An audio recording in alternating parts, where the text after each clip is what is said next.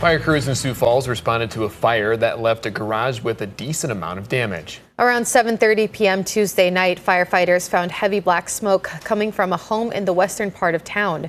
Fire crews found fire in the corner of the garage and were able to quickly extinguish the fire.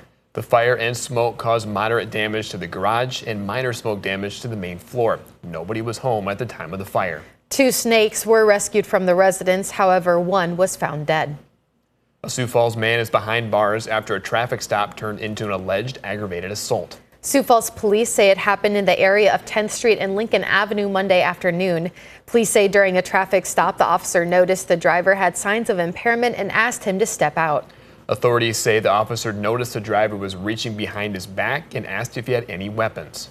The officer then told the driver to not reach behind his back, and at this point the driver pulled out a black knife, pointed the blade at the officer, and jabbed it toward him in a forward motion while walking towards him and asking him to check out his knife.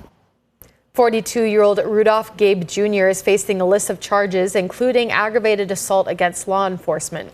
In court Tuesday afternoon, a judge set his bond at $3,000 cash. Authorities on the Pine Ridge Reservation are asking for help in finding a missing woman. The Oglala Sioux Tribe Department of Public Safety says 27-year-old Chelsea Stone was last seen on December 11th in Kyle Teacher housing.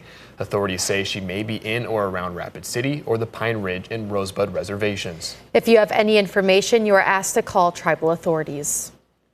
Now let's get a check on our weather with meteorologist Scott Munn. Good morning, Scott. All right, good morning, everybody. We are looking at a cold front that will continue to move across eastern, southeastern Kettleland this morning into the afternoon. Just a timing issue as to how warm we get, because once the front moves through, temperatures will be steady or fall. So we have numbers near 40 in southeastern South Dakota, up that temperature to 38 in Sioux Falls today, 41 in Yankton, 38 in Mitchell. But again, the timing as winds become north to northeast, that will have to be watched, because once that happens, temperatures will start to fall.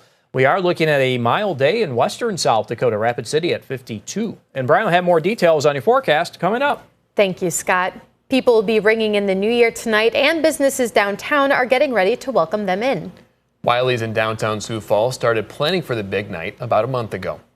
A typical Friday, we tend to have like maybe 10 bartenders. On New Year's Eve, we bump that up to like 15. So that way we can all help support each other and make sure that the staff are having fun as well.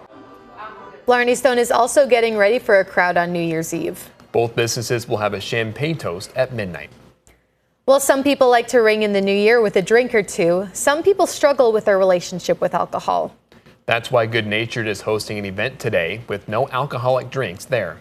We're doing a 9 p.m. ball drop here intentionally because I personally want to be in bed by like 11 p.m. So please come here and hang out with us too. Ward says that if you struggle with alcohol but still plan on going out, that it helps to scout out mocktails at the places you are going ahead of time. This New Year's Eve, there's a place for you to celebrate without alcohol. A Sioux Falls nonprofit is hosting a sobriety wachipi at the Multicultural Center in Sioux Falls. It does not matter who you are or whether you're 1 day or 60 years sober, everyone is welcome. You can come down and have a good time, but all ages come down, and it's awesome to see all the little kids come down and just have fun and dance. And then we have these adults who come down and maybe they haven't danced in years, and they come out and they come dance as well. So doors open at 6 p.m. and the grand entry is at 7. That's a look at some of our top stories. Now let's get one last look at your weather with meteorologist Brian Karstens. Brian? All right. I want to start off with our latest short-term forecast. Just a little heads up here as we are looking at the latest data this morning, and I'll show you these numbers because it's interesting to see how in southern Kettleland, the ability to warm up. Do you notice some of these projected numbers a little bit higher than our official forecast? So I'm just warning you that as we go through the morning, if we start climbing a little faster in Sioux Falls because of a delay on the front, that possibility is opening up. But I also want to point out how cold Look at Sisseton. Look how that number really drops here late in the afternoon. Could even get a little below zero by early this evening in far northeastern South Dakota. Even Sioux Falls, if you're out for dinner this evening, 17 degrees by 7 o'clock. So it's going to be a pretty big fall here from whatever we get to through midday. I'm just giving you the little late breaking weather details there that I think are relevant to planning your New Year's Eve. Forecast tomorrow, we're going to start with that dome of high pressure, and that's going to be a cold start to the day. Some cloud cover, of course, will blanket central South Dakota. That will be in the process of migrating east and north. We get into tomorrow, maybe a little more snow to the north of us. I do expect right now 20s tomorrow in Sioux Falls. Probably landing in the mid to upper 20s. Rapid City, though, significantly warmer.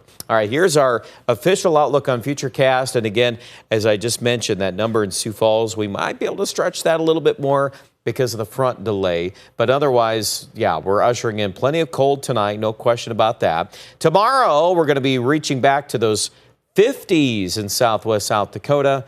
And what a pattern. We've got more 50s going into the weekend in Rapid City. In fact, even by Sunday, Rapid could be close to 60 degrees. Even Sioux Falls is going to start to pull more into the 40s, days 5, 6, and 7.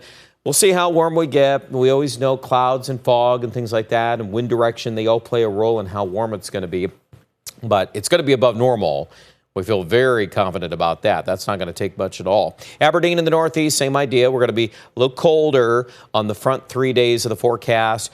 Chances of snow just are very, very limited. There's a couple of things maybe on Saturday to watch. That might be more of a North Dakota, northern Minnesota issue again. And for Pierre and Rapid, we get into early next week. We're really bullish on these temperatures going up, at least upper 40s. There could be 50s in Pierre and easily into the 50s. Look at that, how many days in a row. There's only one day in the 40s in Rapid City. Just think about that. Check out more details online at KELOLAND.com.